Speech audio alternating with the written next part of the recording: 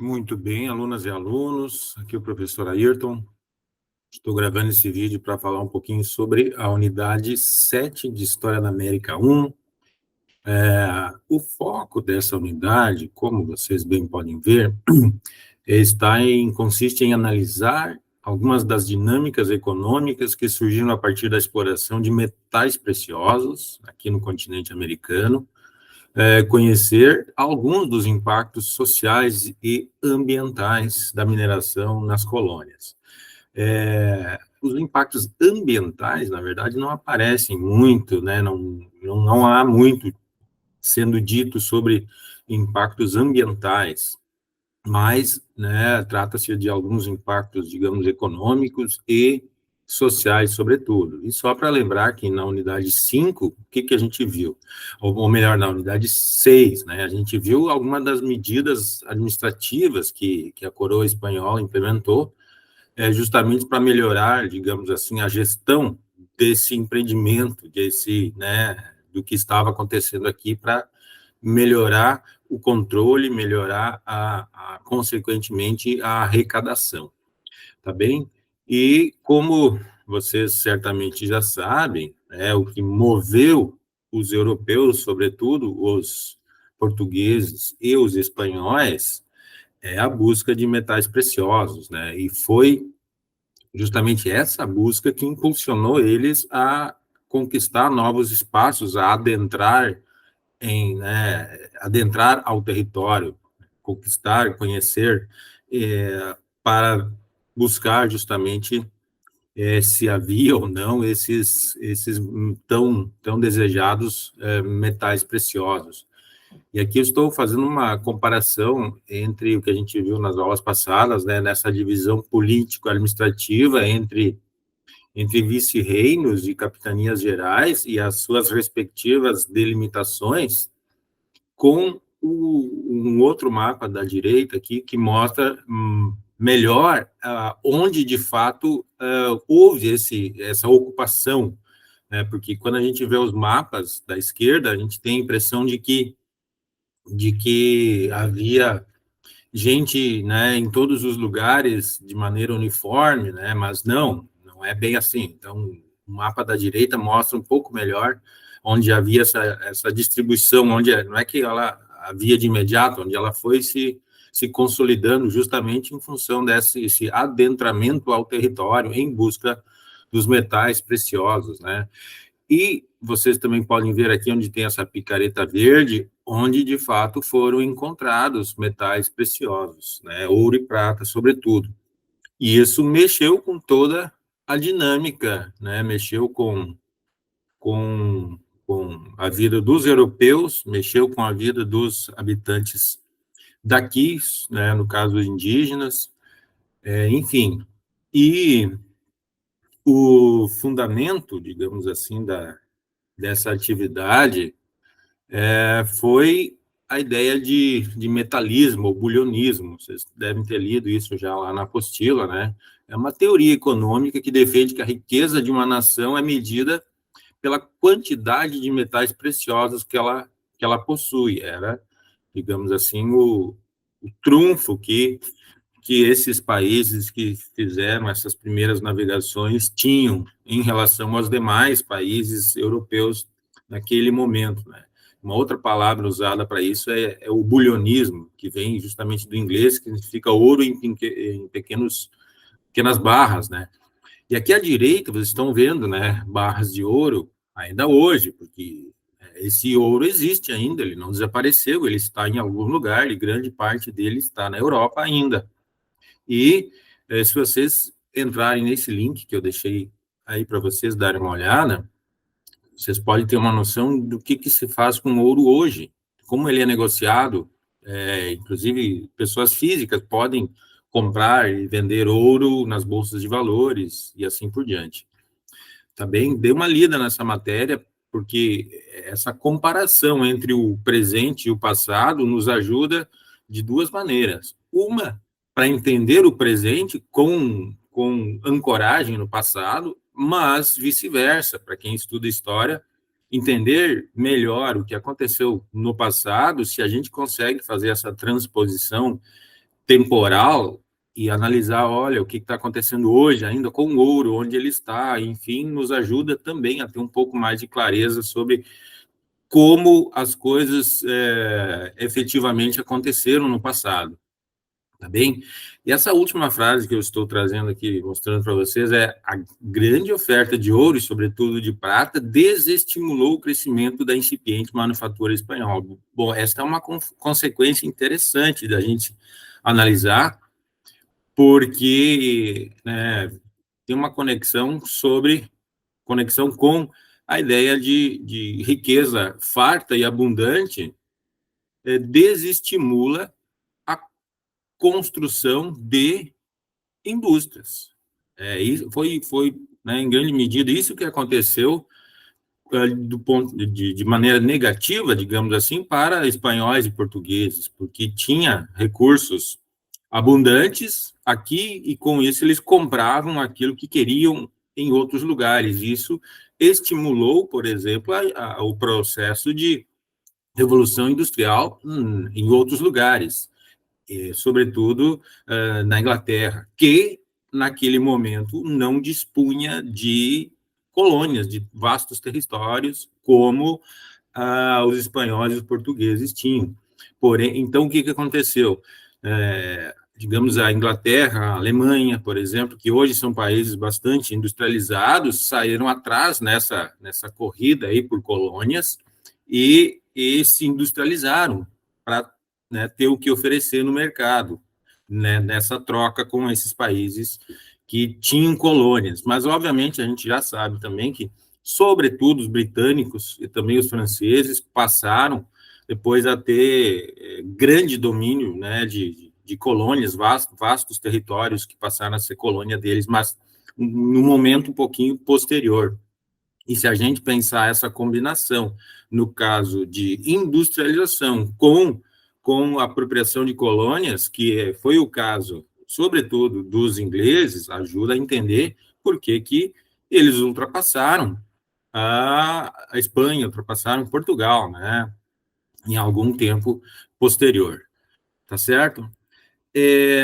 Mas não é só o ouro o que foi transportado de lá para cá, daqui para lá, e foi extraído, enfim, esse mapa, essa ilustração nos dá uma ideia de o quão rico foi a troca de outros, sobretudo de plantas e frutas e alimentos, de um continente para outro, ou de vários continentes para o continente americano e vice-versa. Por exemplo, tomates, fumo, batatas, etc., foram levados daqui para a Europa, e vários outros aspectos, outras frutas, enfim, conhecidas em outros continentes, não só na Europa, porque a gente não pode esquecer que os europeus viajavam não só para o continente americano, então eles traziam o que tinha de interessante da África, da Ásia e assim por diante, e muito disso veio parar aqui no continente americano, né? Um exemplo muito eloquente é a própria cana-de-açúcar, né, que marcou muito a nossa história aqui, a história brasileira. E ela foi trazida, né, pelos europeus da Ásia para cá. Então, esse intercâmbio é importante a gente ter em mente também e ter uma noção do quanto isso marcou a nossa história e o quanto isso ainda nos caracteriza até hoje. E dê uma olhada nesse link que traz essa ilustração e mais outras, né? Vocês vão ver, tem várias unidades que fazem um apanhado da história geral, e essa ilustração eu tirei da unidade 2, que está em inglês, mas isso vocês não são obrigados, obviamente, a ler, mas indico que vejam e, se puderem ler, leiam, tá bem? Vocês vão gostar bastante disso. Dando sequência aqui, eu vou destacar também algumas das consequências sociais da mineração. Vejam só o que a apostila diz. Ela trouxe mobilidade dos empresários, dos proprietários das minas, né, o que é bastante compreensível, mobilidade justamente em busca de encontrar onde estão esses metais, mas também mobilidade em decorrência do dinheiro, da riqueza que isso gerava, né? Mas também teve consequências bastante perceptíveis para as comunidades indígenas. Muitas delas foram destruídas, houve deslocamento, né, delas para regiões distantes, tanto para fugir do recrutamento forçado, quanto para, né, ser inserido nesse recrutamento forçado e trabalhar nessas minas. Então, houve esse deslocamento. E uma consequência muito forte também foi um processo de aculturação desses povos, né, que saíram dos seus habitats naturais para viver em aglomerados que passaram a ser aglomerados urbanos, né, principalmente nesses atrelados à atividade mineradora. Tá bem? Então, esse processo de destruição da cultura indígena aconteceu. Porém, eu trago aqui um texto mais recente, enfim, um texto um pouco mais avançado, que eu indico muito que vocês leiam, porque às vezes a gente pode ter a noção de que houve uma destruição total, chegou a cultura A, foi substituída pela cultura B, mas não é tão simples assim, né? Esse texto justamente problematiza essa ideia de aculturação, no sentido de dizer que não há exatamente uma substituição, e sim transformações, né? Adaptações, transformações, e não só da cultura autóctone, da cultura local, mas também da cultura daqueles que vieram, com hábitos, enfim, diferentes, mas que eles também foram se transformando justamente em função de um contato, de uma interculturalidade. Então, leiam esse texto, os links estão aqui, são 2 links, um deles vai certamente proporcionar esse acesso, tá bem? Então, isso aqui é um nível um pouquinho acima do que a apostila traz, mas eu acho importante que vocês tenham essa noção de que não é uma história tão simples de que foram destruídos e substituídos, né? Basta pensar o que nós aqui fazemos, o que eu estou fazendo aqui, é um processo de interculturalidade. Vocês estão vendo aqui que eu estou tomando um chimarrão nesse momento, e a gente sabe que isso é algo que nós, brancos aqui, que viemos, né, da Europa, incorporamos um hábito que já existia aqui. Isso aconteceu em várias outras medidas, em vários outros países aqui do continente americano. Tá bem? E aqui eu estou desafiando vocês a assistirem outros 2 vídeos sobre a mineração e as relações da Europa com o mundo hoje, por conta da mineração de cobalto. Tem outros tipos de minerações hoje em dia, obviamente, de lítio, talvez bastante em função da construção de baterias, né, para carros solares e baterias de celulares e assim por diante, mas o cobalto também é bastante usado nessas baterias. E há 2 vídeos aqui que mostram como isso se dá no Congo.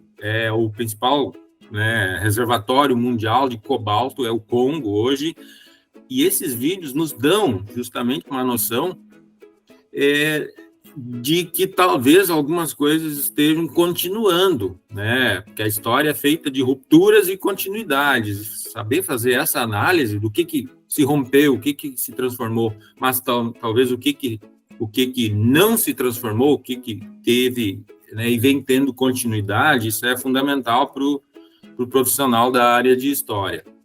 Vejam e analisem esse tipo de relação do europeu com pessoas de outros continentes, no caso americano, no caso aqui também africano, lá no passado, e vejam como isso se dá hoje ainda, numa atividade mineradora que hoje é, digamos assim, um novo ouro, né? Porque tudo gira em torno de baterias cada vez mais duráveis, com cada vez mais necessidade, enfim, de cargas e assim por diante. Então, vejam esse vídeo também e façam essa transição do presente para o passado e do passado para o presente, tá bem?